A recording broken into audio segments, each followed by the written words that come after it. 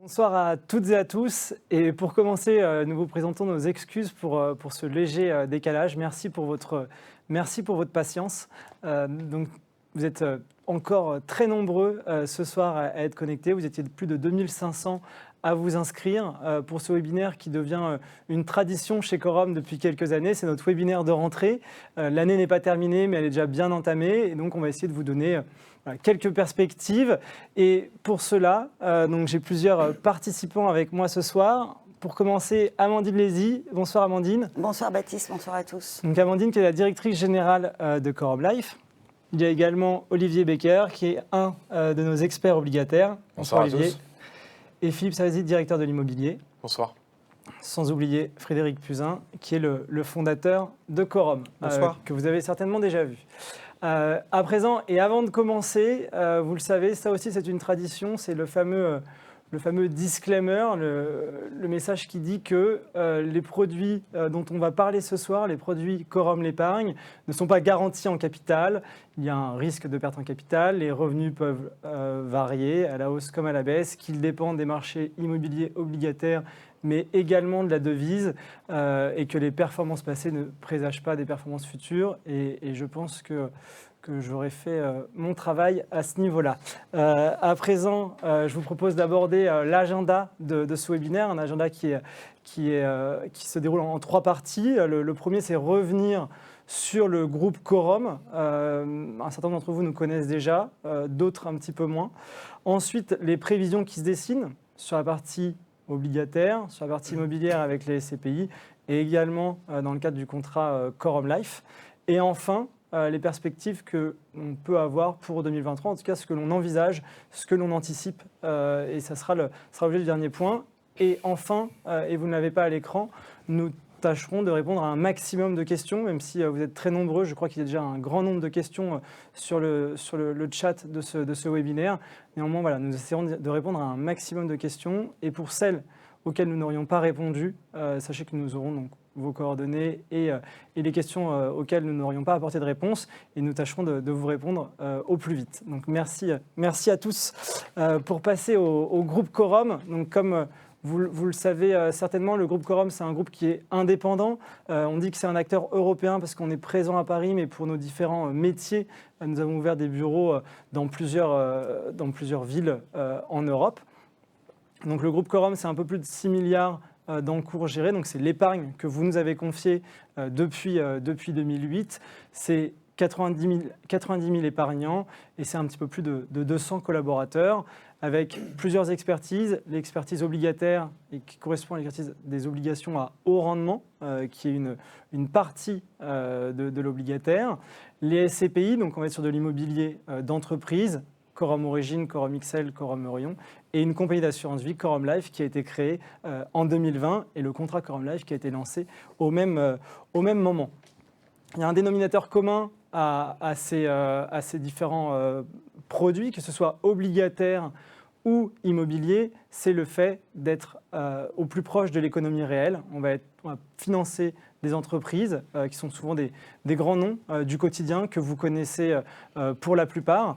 Et à chaque fois, il y a une implication dans l'économie réelle, que ce soit sur la partie obligataire ou sur la partie SCPI, donc des emprunteurs d'un côté et des locataires de l'autre avec la partie immobilière. Et donc, je rappelais, et nous souhaitions rappeler ce point, parce que, et on le verra juste après, nous sommes dans un contexte assez particulier depuis le début de l'année, et notre souhait ce soir, c'est de prendre la parole, et ce, en toute transparence. Mais néanmoins, voilà, ce sont des locataires ou des emprunteurs qui ont déjà vécu des situations compliquées, particulières, comme on peut vivre depuis le début de l'année. Et donc, notre stratégie, c'est de sélectionner les bonnes entreprises qui vont être capables de traverser ces différents événements. Frédéric, je te propose peut-être, même si la presse en parle beaucoup et on ne peut pas allumer sa télévision, ouvrir le journal sans en entendre parler, mais peut-être refaire un point de contexte. Et j'ai parlé d'années particulières. Est-ce que tu peux rappeler quelques points ? Oui, alors c'est plus qu'une année. En fait, ça fait 3 ans, depuis 2020, qu'on vit une succession d'événements qui s'enchaînent. Et cet enchaînement nous conduit à une situation très particulière. C'est-à-dire qu'en 3 ans, on est passé d'un monde où il n'y avait pas d'inflation, où il fallait payer quand par exemple, il fallait payer l'État allemand pour lui prêter de l'argent. C'était quand même un monde très particulier.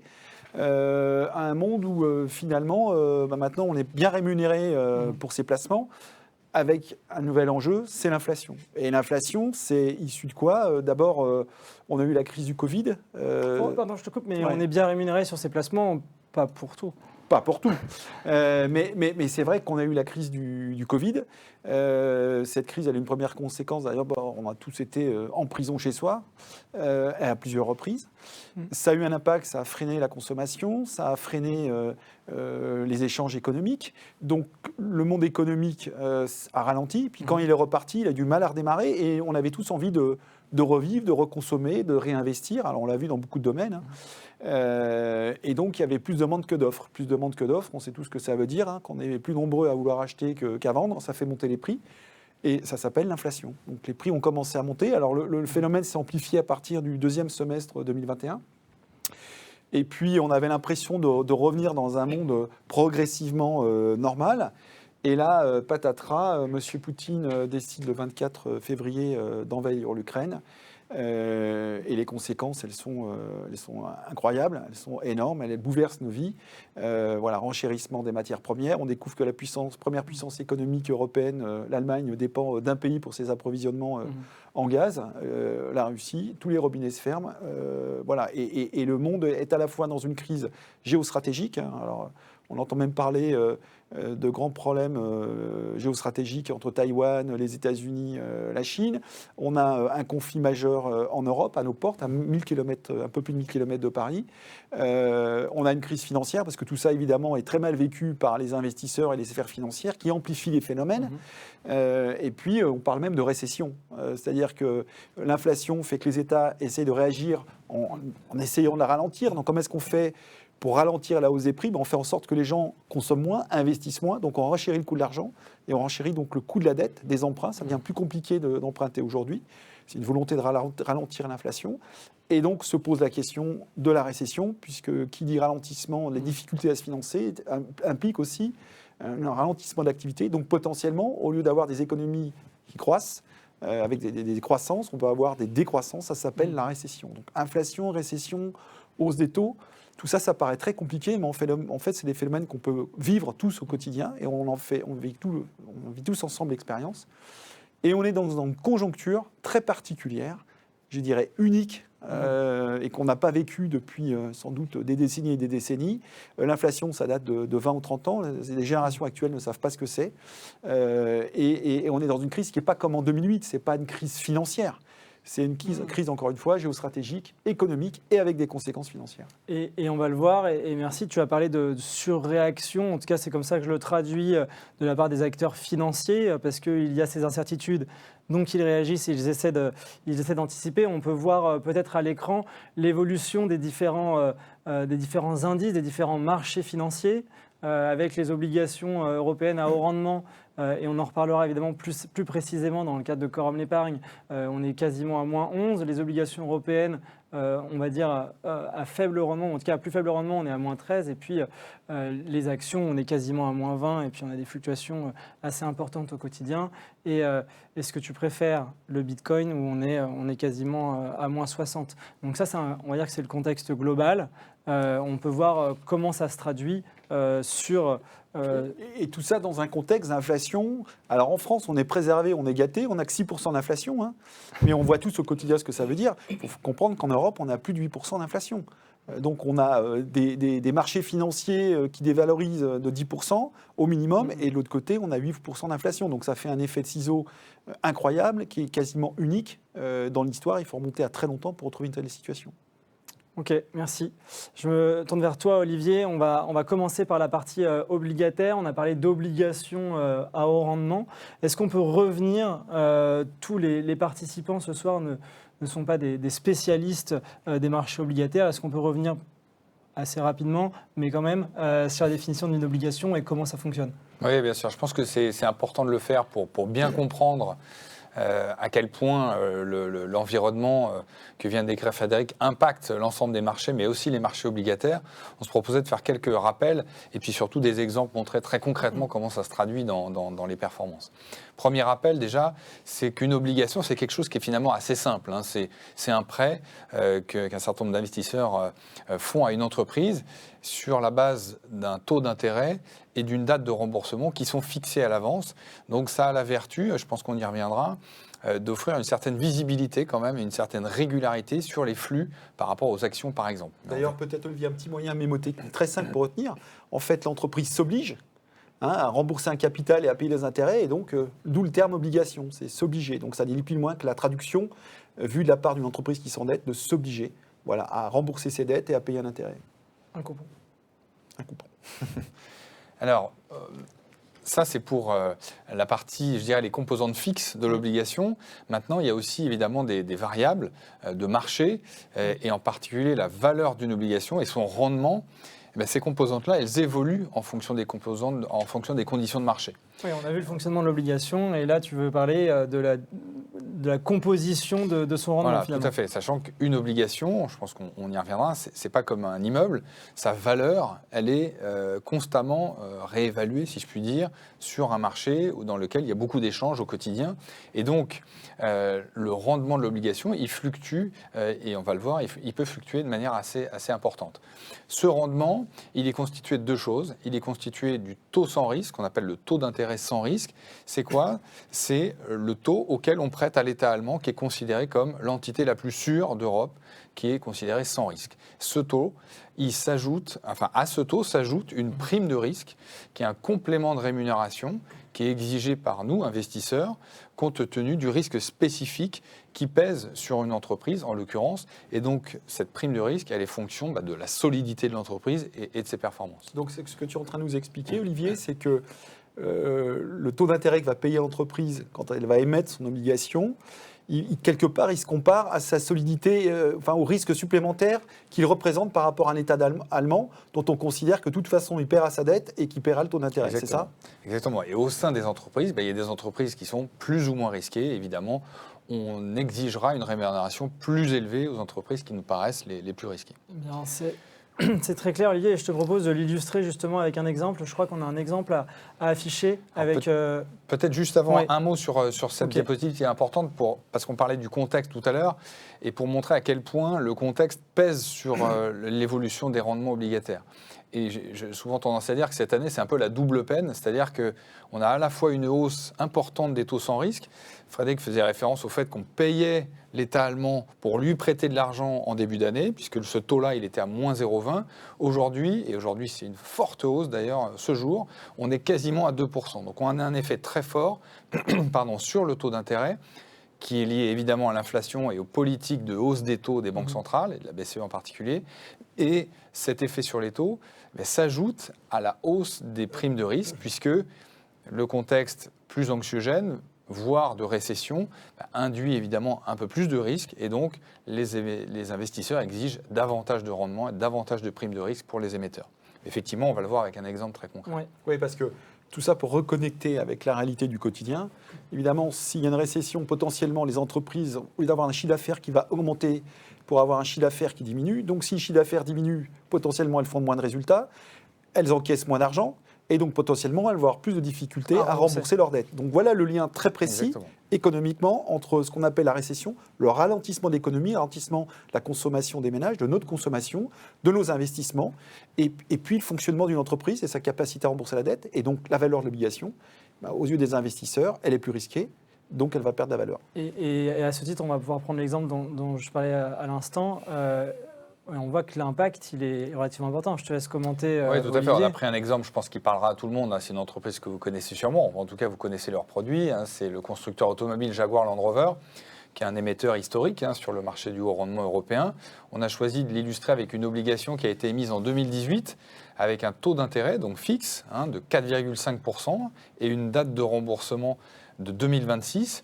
Eh bien, cette obligation, en début d'année, dans un contexte qui n'avait pas la crise ukrainienne, qui avait peu d'inflation, le rendement de marché à cette époque, en début d'année, c'était de 3,7%, pour un prix de l'obligation de 104, donc légèrement supérieur au niveau auquel elle avait été émise, puisqu'en général, la plupart des obligations sont émises à 100. Si on se place aujourd'hui, en début septembre, Eh bien, le monde a changé, c'est ce qu'on vient de dire, à la fois le taux sans risque et la prime de risque. Aujourd'hui, les investisseurs exigent de Jaguar Land Rover un rendement beaucoup plus élevé de plus de 10%. Et donc, alors, le taux d'intérêt payé par l'entreprise, lui, n'a pas bougé. Lui n'a pas bougé. Donc la variable d'ajustement? La variable d'ajustement, c'est le prix. Et donc le prix, on voit bien qu'il a fortement baissé, puisqu'il est passé de 104 à un peu moins de 83. Et donc ça explique, et on va y revenir, l'impact fort de cette baisse des prix des obligations sur les performances de la classe d'actifs dans son ensemble. Ok, sur la performance des fonds obligataires. Et donc, néanmoins, voilà, enfin, là, ici, et je peux te laisser commenter, on va voir que ça illustre ce que tu viens de dire, justement. C'est que c'est un impact sur le prix et sur le rendement. Exactement. Et on voit qu'on a des rendements en hausse. Là, si on prend un petit peu de hauteur, on a pris un exemple d'une obligation en particulier, mais c'est exactement la même chose pour l'ensemble du marché. C'est-à-dire qu'on a des rendements beaucoup plus élevés qu'en début d'année, qui sont quasiment à 7,5% aujourd'hui. Entre parenthèses, ce 7,5% quasiment, on ne l'a pas connu depuis 10 ans. Mis à part l'épisode très bref du Covid. Donc c'est des rendements exceptionnellement élevés qu'on a rarement connus dans l'histoire de l'obligataire. Et on le voit également, effectivement, l'impact sur les prix, puisqu'on a un prix moyen des obligations à haut rendement qui est autour de 83, 85. Et là également, c'est un prix extrêmement bas qu'on n'a pas connu depuis plus de 10 ans. Mais alors, on n'a pas non plus connu une inflation à 6% depuis 30 ans. 30-40 ans. À présent, je vous propose de mesurer concrètement l'impact de ce contexte si particulier sur les performances des fonds obligataires avec les 4 principaux fonds obligataires qu'on retrouve dans Quorum Life. Est-ce que tu peux nous donner quelques éléments pour une bonne compréhension, notamment sur le fonds BCO qui est assez présent dans les différents profils de Quorum Life? Je pense que là, on voit bien cet impact qu'on vient de décrire, de la baisse importante des prix des obligations sur le marché obligataire à haut rendement, qui baisse de plus de 10% depuis le début de l'année. Comme vous l'observez, en revanche également, on a une gamme, et en particulier effectivement le fonds BCO, qui résiste beaucoup mieux que le marché, qui fait que 40% de la baisse. C'est déjà trop, vous allez me dire, mais en tout cas... Enfin, ce n'est pas 40% de baisse. Le fonds baisse de 4% à date. Alors d'ailleurs, pour être précis, quand on refait le fil de l'histoire, on voit les 12 derniers mois, mais en fait, cette baisse, elle a commencé le 24 février. Oui, on affiche aussi effectivement depuis le 1er janvier, mais ça a démarré vraiment... En fait, la baisse s'est produite le 24 février avec ces anticipations de la part de la vision qu'ont les investisseurs de l'évolution de l'économie et cette possible récession. Et là, je pense qu'on voit cette capacité de résister beaucoup mieux que le marché. Ça montre l'importance d'être extrêmement flexible, d'être extrêmement agile dans ce type d'environnement particulièrement adverse. Et c'est cette agilité dont a fait preuve le fonds depuis son lancement en 2009. Néanmoins, on a à date des performances qui sont négatives. Donc ça, c'est pas le film, c'est la photo. C'est la photo à fin août. En effet, on l'a dit, on le voit à l'écran, on a des performances négatives sur les 4 fonds obligataires. Néanmoins, ce que l'on veut montrer ici, c'est que nos experts travaillent ensemble depuis une quinzaine d'années. Ils ont déjà vécu des contextes particuliers, pas identiques à celui-ci évidemment, mais il y a eu des périodes compliquées, voire même très compliquées depuis qu'ils travaillent ensemble. Et on voit à l'écran qu'ils ont traversé ces événements et plutôt avec brio. Tout à fait. Alors, je pense que ce soir, il y a 2 messages qu'on veut délivrer. Il y a un message un peu de court terme.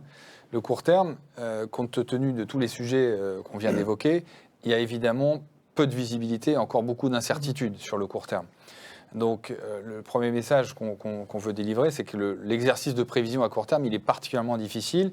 Mais en revanche, ce qu'on peut dire, c'est qu'en étant autour de moins 4% depuis le début de l'année, il nous paraît difficile d'envisager de faire une performance positive sur l'ensemble de l'année. Donc, si les choses, d'un point de vue géostratégique, macroéconomique, restent les mêmes, imaginons que voilà, il y a un miracle en Ukraine et que la guerre s'arrête dans un mois, on ne peut que souhaiter ça, ça changerait sans doute complètement la donne. On est loin de ça, mais ça pourrait changer complètement la donne. Exactement. Donc par prudence, on préfère effectivement ne pas croire au miracle, mais ça peut arriver.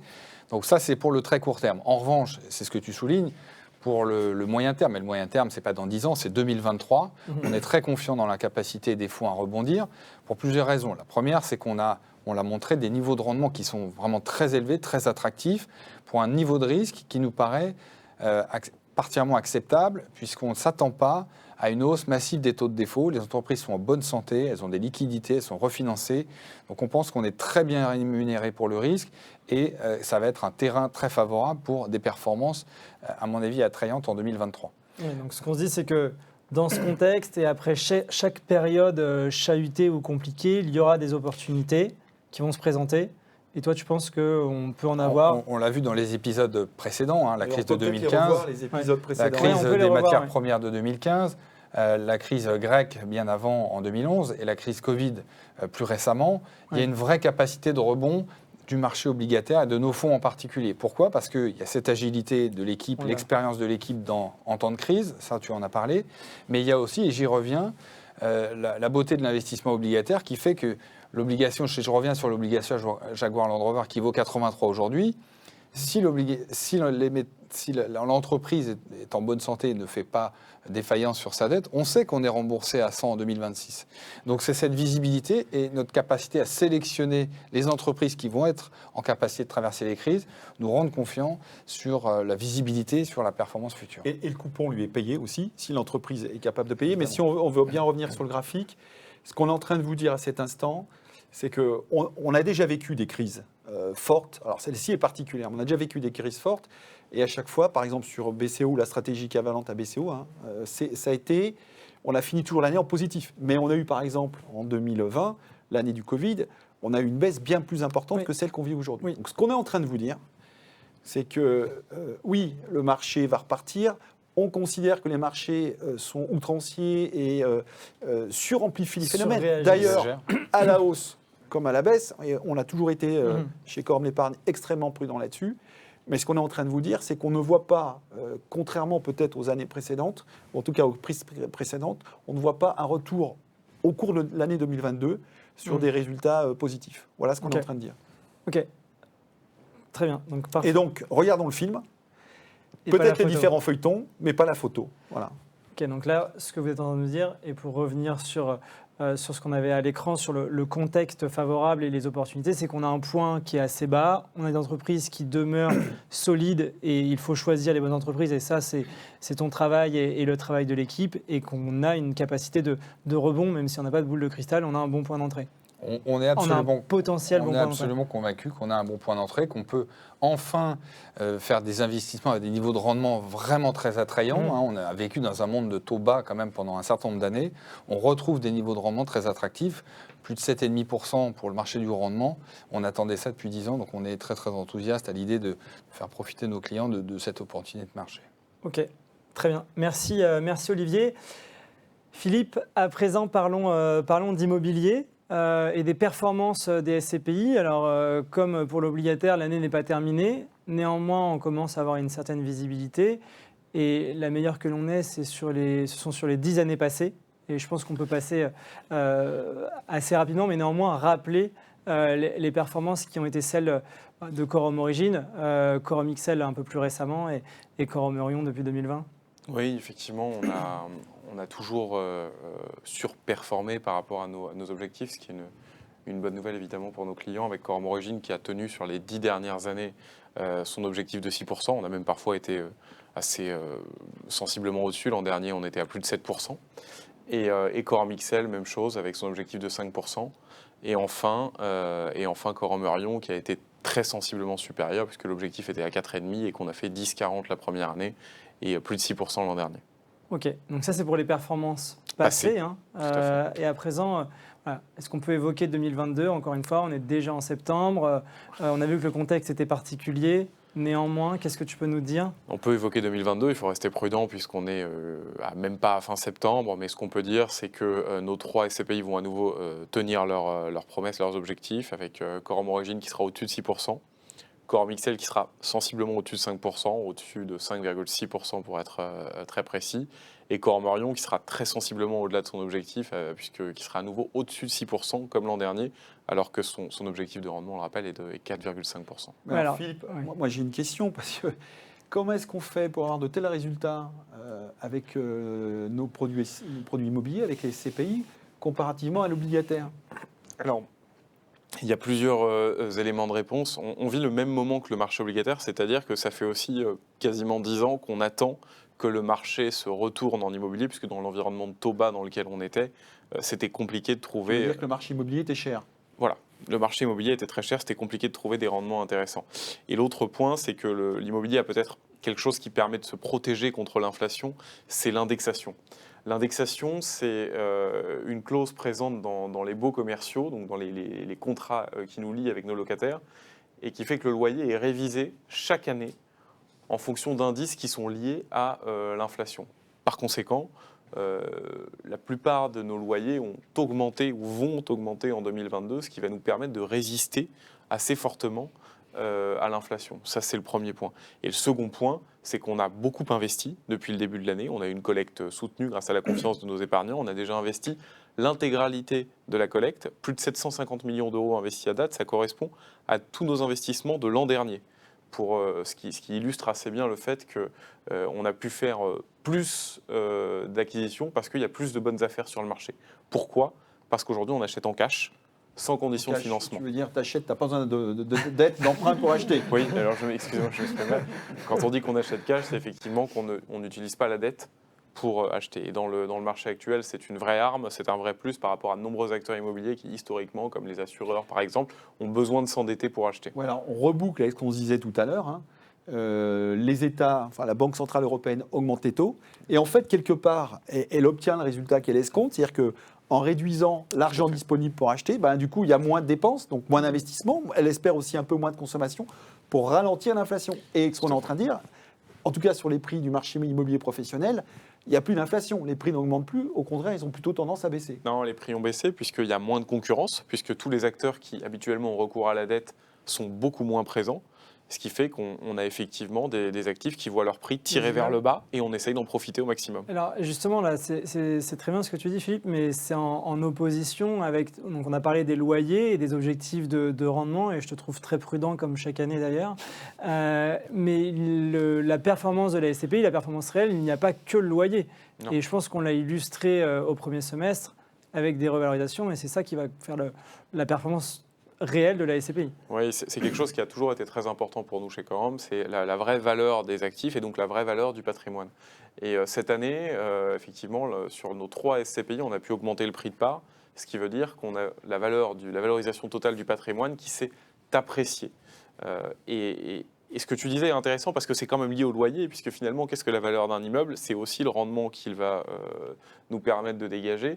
Et avec l'indexation dont on va bénéficier en 2022, on peut aussi espérer d'avoir à nouveau des valeurs d'immeubles qui sont intéressantes en fin d'année. Excuse-moi Philippe, mais pour la plupart des gens qui nous écoutent ce soir, la valeur d'un immeuble, quelque part, c'est un prix au mètre carré. Ce que tu nous expliques, c'est que la valeur d'un immeuble, ce n'est pas la valeur du tas de pierres, c'est la capacité du locataire qui occupe quelque part ce tas de briques ou ce tas de pierres à payer le loyer. Donc c'est quelque chose de... Alors, ce n'est pas tout à fait peut-être la même chose dans le résidentiel, quoique quand on fait l'investissement locatif, on raisonne bien par rapport à un rendement. Mais dans l'investissement professionnel, c'est vraiment un petit peu comme dans l'obligataire d'ailleurs. C'est la capacité de l'entreprise à payer un intérêt ou à payer un loyer pour que l'investisseur y trouve son rendement. C'est tout à fait ça. La valeur d'un immeuble, c'est la durée d'engagement du locataire. Donc, combien de temps le locataire s'engage de façon ferme dans l'immeuble, et ensuite sa capacité à payer le loyer. Et ce sont 2 vecteurs extrêmement importants de la valeur, puisque évidemment, un immeuble dans lequel vous perdez un locataire, ça peut être le plus bel immeuble du monde, il n'a plus aucune valeur. Et un immeuble dans lequel vous avez un locataire qui ne peut pas payer son loyer, c'est encore pire, parce que là, vous avez un immeuble occupé et vous n'avez pas de rendement qui est généré. Donc toute la valeur d'un immeuble réside en effet dans la capacité du locataire à payer le loyer. Et on reboucle très rapidement sur l'indexation. Oui. L'indexation, c'est quelque chose d'extrêmement intéressant, mais il faut le faire intelligemment. Ça ne sert à rien d'augmenter le loyer de 6, 8, 10, 12%, quel que soit le pays en Europe, si le locataire n'a pas la capacité à payer le loyer. C'est quelque chose qu'il faut faire intelligemment, qu'on arrive à faire plutôt bien chez Quorum. En France, c'est limité d'ailleurs sur la partie locative, en tout cas sur le résidentiel. C'est là que la diversification de nos fonds est assez intéressante. En France, ça arrive souvent qu'il y ait un plafond sur l'indexation. C'est moins le cas dans plusieurs pays européens. On a des pays dans lesquels on a pu indexer les loyers depuis le début de l'année 2022 à plus de 10%, ce qui est assez intéressant. Mais attention, ça, on ne peut le faire que si on est certain de la capacité de nos locataires à payer le loyer. Donc si vos locataires s'appellent DSV, HSBC, je prends l'exemple de certains de nos locataires en Pologne par exemple, c'est un non-sujet. En revanche... Parce qu'ils sont capables d'impacter eux-mêmes sur leur prix de vente. Absolument. On retrouve le sujet de l'inflation. La hausse des prix, et donc ils vont pouvoir absorber une hausse de leurs coûts, dont les loyers. Exactement. Et ce que tu dis, c'est que tu as une indexation finalement dans ces pays qui va être supérieure à l'inflation que l'on vit en France. Ah oui, c'est pas bête ça, Baptiste.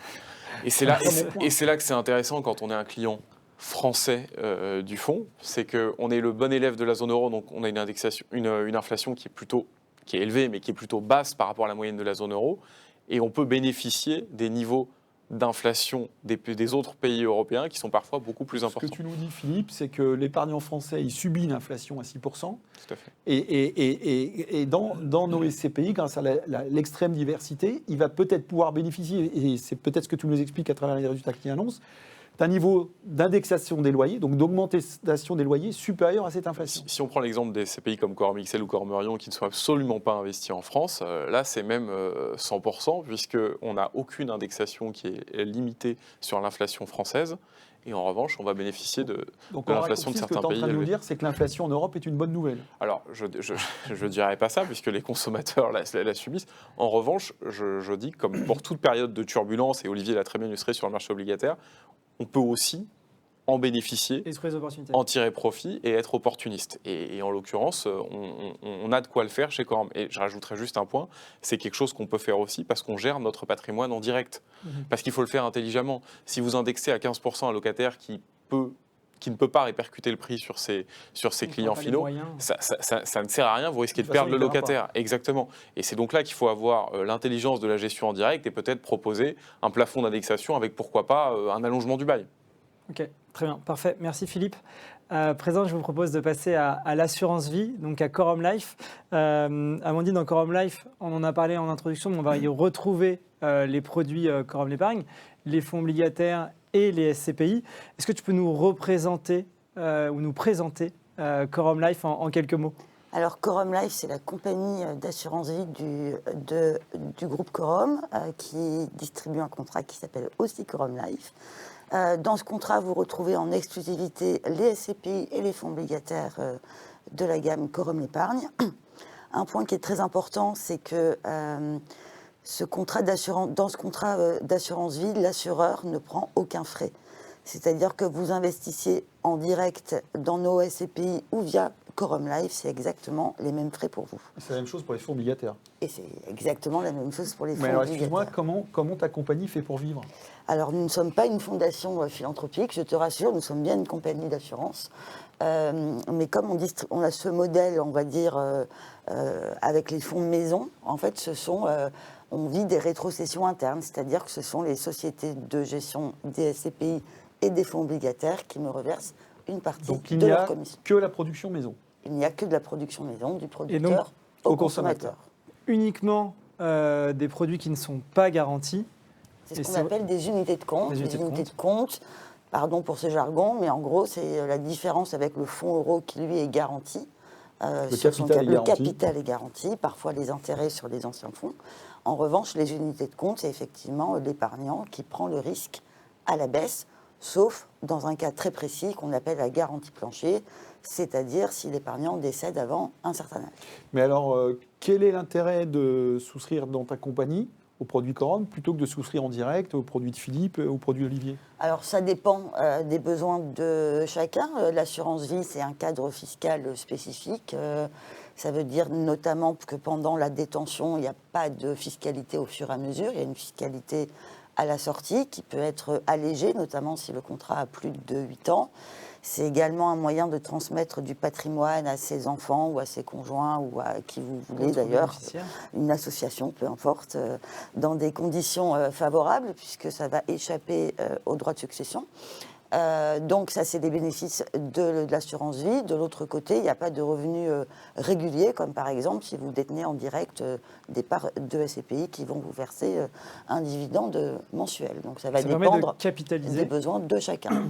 Ça permet effectivement, puisque en fait, les dividendes des SCPI sont réinvestis dans des parts de SCPI. Donc c'est votre nombre de parts qui augmente. Et c'est un point qui est hyper important parce que c'est une des particularités de Quorum Life, c'est de redistribuer 100% de la performance, parce que comme tu l'as dit, le contrat, et en tout cas la compagnie ne prend pas de frais sur ce contrat, et donc va redistribuer 100% de la performance en SCPI et 100% de la performance sur la partie obligataire. Oui. Et sur la partie SCPI, c'est quand on évoque, et Philippe l'a évoqué tout à l'heure, prudemment certes, mais que l'objectif de 6% serait tenu et peut-être même dépassé, c'est bien 6% qui sont versés dans le contrat, qui ne sont pas... dont bénéficient les clients Quorum Life. Les 6%, ils sont avant fiscalité, ils sont bruts de fiscalité. C'est pareil dans Quorum Life, c'est les 6%. Et il y a évidemment l'impact de l'augmentation des prix de part, puisque dans votre contrat Quorum Life, vous avez un nombre de parts de SCPI fois une certaine valeur et un nombre de parts obligataires fois une certaine valeur. Et on a également, et pour être exhaustif, d'éventuelles plus-values. Lorsqu'il y a des ventes immobilières qui ont de dégager des plus-values, elles sont réinvesties aussi. Qu'on appelle exceptionnel lié à des cessions, c'est exactement le même mécanisme. L'épargnant en bénéficie via une augmentation de son nombre de parts.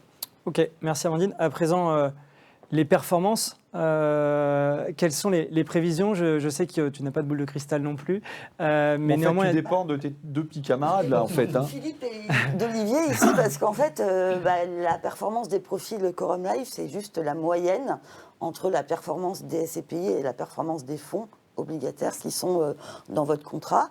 Donc, sachant qu'ici, on a repris les formules, mais je rappelle que Quorum Life, on peut y souscrire via ces formules que l'on propose, où on a une allocation qui est prédéfinie, ou également en gestion libre si on souhaite faire son allocation soi-même. Voilà, c'est le principe du menu ou de la carte comme au restaurant. On vous présente ici les 6 menus, donc sur les 2 prochains slides. Donc la performance de nos 6 formules, elle est quelque part entre -4 et +4%. Ça dépend évidemment de leur composition entre SCPI et fonds obligataires. Alors, je dirais plusieurs choses. Petit 1, les performances que vous voyez dans la dernière colonne sont celles à fin août, donc l'année n'est pas terminée. Ouais. Ça veut dire plusieurs choses. Ça veut dire qu'il n'y a que 8 mois de dividendes de SCPI dans ces chiffres et non pas 12. Par ailleurs, on sait que Philippe a tendance à être prudent sur ses prévisions. Enfin, ça, c'est toi qui le dis, mais je répète. Et puis, ça va aussi dépendre éventuellement du timing de... retournement sur le marché obligataire. Évidemment, on n'a pas de boule de cristal, mais ça sera pour la performance 2022. Un point de référence, si on regarde les unités de compte, donc tous ces fonds qui sont présents dans les contrats d'assurance vie, en moyenne, selon la Fédération de l'assurance, leur performance moyenne depuis le début de l'année est de -13%. Ok, donc dedans, on prend tous les supports actions. Tous les supports, c'est les fonds actions, private equity, infrastructure, tout type de dette. D'accord. Des trackers, des ETF pour ceux qui s'intéressent à ce type de produit. Ok, très bien. Donc tu fais plutôt bien par rapport au marché, même si tu aurais aimé faire beaucoup mieux, mais l'année n'est pas terminée. L'année n'est pas terminée, puis surtout, l'assurance vie, c'est un produit de long terme. Hein. L'avantage fiscal, il est après 8 ans. Quorum Life a fêté ses 2 ans. Donc, a priori, les gens ne sont pas au bout de cet horizon. Comme tu le disais, il faut regarder le film et pas la photo. Et je crois que ce qu'on peut retenir, si on a bien écouté Olivier, c'est qu'a priori, c'est un bon moment pour se renforcer dans les fonds obligataires, puisqu'on devrait avoir un joli rebond. Très bien, merci Amandine. On a vu les performances à date sur les 6 profils. À présent, je vous propose de passer à la partie perspective 2023. Est-ce que Frédéric, tu veux nous éclairer, ou en tout cas nous donner quelques éléments pour les mois et l'année à venir? Oui, alors d'abord, je voudrais rappeler une règle d'or qu'on s'est fixée depuis près de 10 ans chez Quorum, c'est que, voilà, d'abord, on a fixé des objectifs de rentabilité pour nos fonds et on s'est tenu une règle d'or, c'est de n'investir ce qu'on était capable, d'accepter l'épargne qu'on est capable d'investir. C'est-à-dire que on a su limiter la collecte. Alors d'ailleurs, le premier à limiter, ça a été BCO à une certaine époque, quand on considérait que le marché n'était pas propice sur le moyen terme. Dans l'immobilier, c'est pareil, que ce soit Quorum Origine ou même Quorum XL, fin 2019, début 2020, on a ralenti la collecte d'épargne pour être certain d'investir dans des bonnes conditions, préparer l'avenir. Donc aujourd'hui, la chance, et en tout cas, au-delà d'une chance, et en tout cas, ce qu'on récolte comme fruit de cette politique, c'est que malgré tout, on a des fonds immobiliers qui sont capables de servir au moins aussi bien que l'inflation, voire un peu plus. Alors ça, Philippe va nous dire ce qu'il est capable de faire en fin d'année. Enfin, il nous dira plutôt dans le mois de janvier ce qu'il aurait été capable de faire. Mais voilà, et compris sur BCO, le fait qu'on fasse beaucoup mieux que le marché, même si la performance est négative, on fait beaucoup mieux que ce que font les autres fonds comparables. Ça nous donne un excellent point d'appui pour redémarrer, rebondir et surtout profiter des bonnes affaires du marché, c'est-à-dire être acheté dans de bonnes conditions. Les taux d'intérêt élevés, l'inflation font qu'on obtient des rendements intéressants. Si derrière l'inflation rebaisse et les taux d'intérêt rebaissent, on va se retrouver avec des produits à grande rentabilité, au moment où on va pouvoir investir l'épargne de façon beaucoup plus massive qu'on était capable de le faire il y a encore 6 mois. Et donc, c'est un point d'appui formidable. Et je vais prendre une image. C'est beaucoup, vous allez comprendre. Quand vous avez chargé une péniche de sable et de gravier et qu'elle est bien enfoncée, que la ligne de flottaison est proche de l'eau, c'est beaucoup plus difficile de l'alléger que si vous êtes resté léger. Et donc, vous êtes capable de repartir beaucoup plus vite. C'est exactement ça. Voilà, je pense que la bonne image, c'est ça. Et ça, c'est notre force. Donc, cette rigueur, on va en tirer profit. Cette rigueur, depuis 5 ou 6 ans chez Corum, on va en tirer profit. Et on est très confiant sur les perspectives de l'année 2023. Alors, relativement confiant. On ne dit pas qu'il ne va pas y avoir de récession. On dit juste que les marchés financiers et peut-être quelque part les marchés immobiliers qui ont été sans doute peu prudents avant cette crise, les investisseurs ont acheté très très cher. Philippe nous parlait d'une certaine époque d'immeubles qui étaient achetés avec des rendements de 2,5%. Vous vous rendez bien compte qu'en achetant avec des rendements de 2,5%, si vous avez une inflation à 6%, ça va poser un problème. Donc notre force, elle est là. Concrètement, le problème, c'est une baisse du prix comme on l'a vu sur le marché obligataire, par exemple. Exactement. Et donc on a cette chance d'avoir bien acheté, d'avoir été raisonnable. On n'a pas eu l'argent qui nous a brûlé les doigts. Votre épargne ne nous a pas brûlé les doigts. On l'a acheté plutôt dans de très bonnes conditions. Donc on a une position très favorable. Et les marchés sont toujours outranciers. À la baisse, c'est ce qu'on considère aujourd'hui, ils sont outranciers par rapport aux perspectives de récession, donc de baisse de l'activité économique, donc de baisse d'activité des entreprises qui payent les loyers ou les intérêts des obligations, ce qu'on appelle le coupon. Et donc, ils vont être sans doute aussi outranciers quand il y aura les premiers signes de reprise. Oui. Et c'est là que sans doute qu'on sera parfaitement positionné. Voilà, donc on est confiant sur le film. On est même, si on se met dans le cas d'un feuilleton, on est confiant sur le feuilleton et la suite l'enchaînement des épisodes. La photo est sans doute peu flatteuse à cet instant. En tout cas, elle est peu flatteuse d'un point de vue absolu.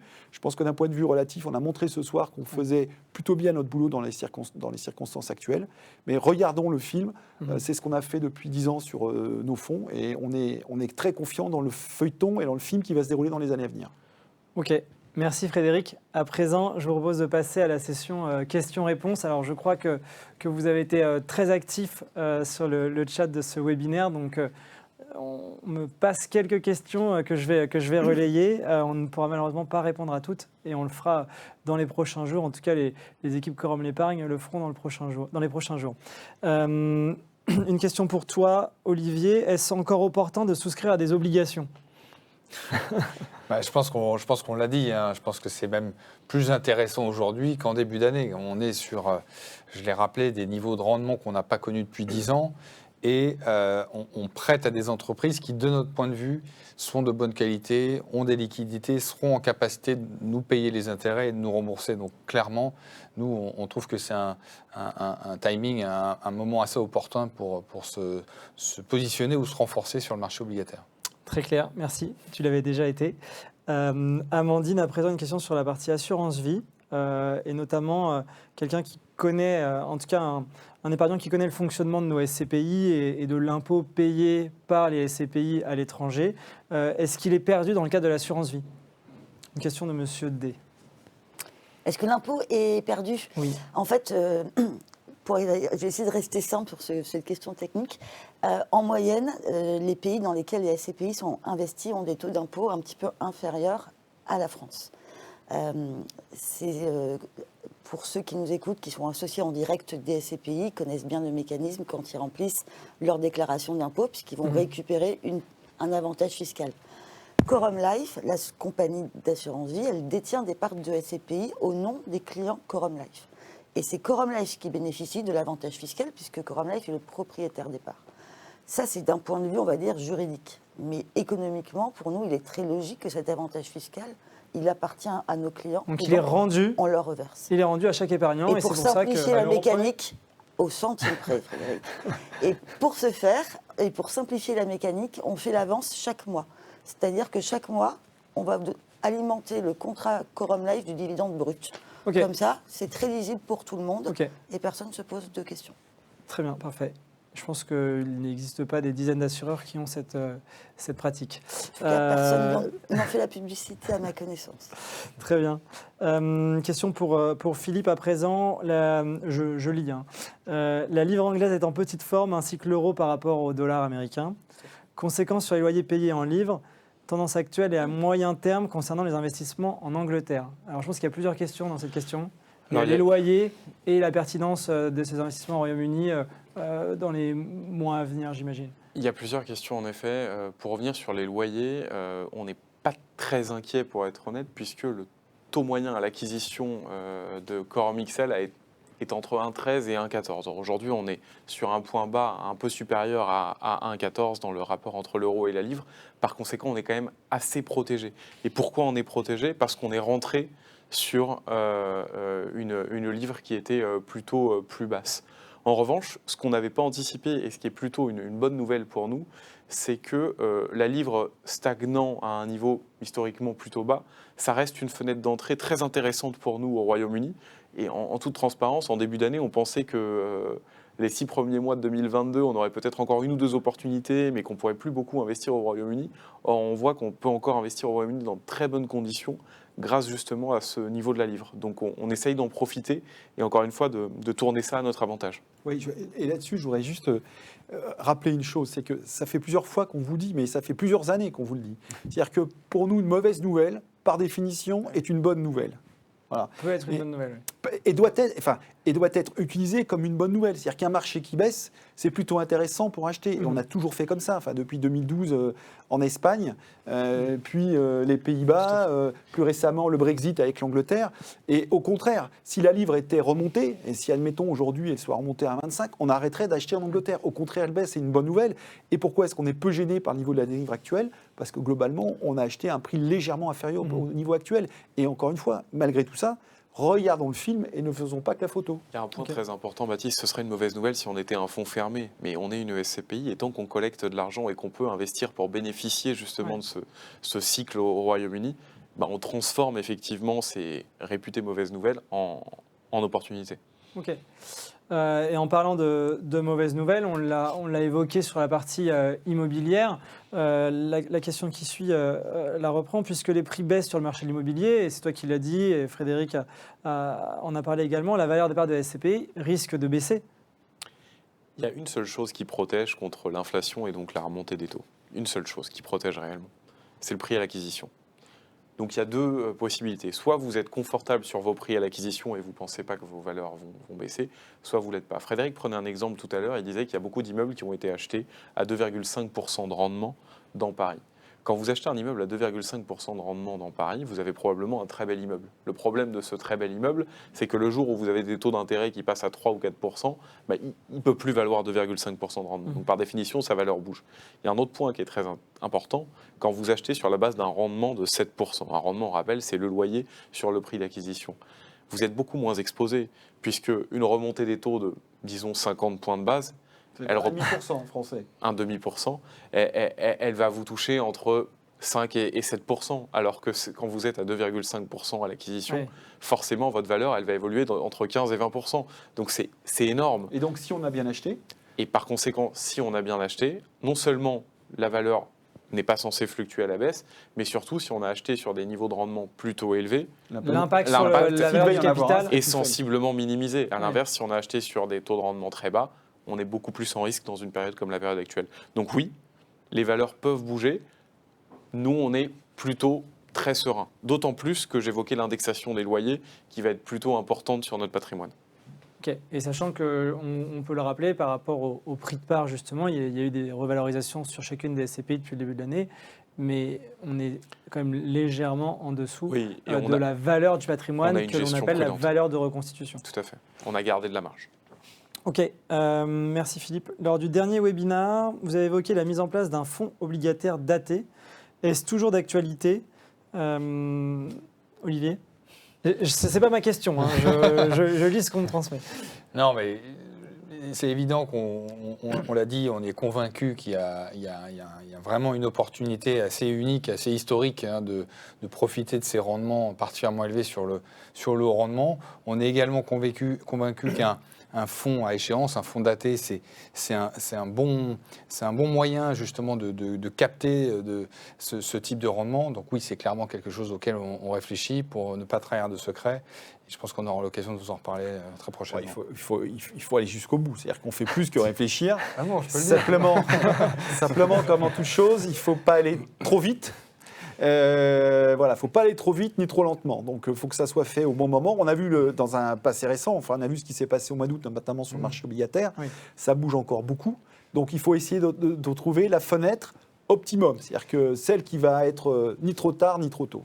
Je pense que c'est important, je pense que tu en as déjà parlé, la discipline pour lancer ce type de fonds, elle est cruciale. Et donc, on attendait depuis un certain temps une fenêtre qui nous paraissait pertinente et on pense qu'elle est là aujourd'hui. Ok, donc la recherche d'opportunités toujours, que ce soit sur l'immobilier ou sur l'obligataire. Toujours. Très bien, merci beaucoup. Écoutez, merci à tous les participants. Merci à vous tous d'avoir répondu à ces questions. Je vais vous souhaiter une excellente soirée et je vais vous donner rendez-vous au mois de janvier. On va organiser un nouveau webinaire début janvier pour cette fois-ci vous annoncer des performances définitives parce que nous ne sommes encore une fois qu'en septembre. Donc début janvier, nous pourrons vous annoncer les performances de nos différents produits, les produits Quorum l'épargne. Et ce sera avec grand plaisir. Je vous remercie et je vous souhaite une excellente soirée. À bientôt.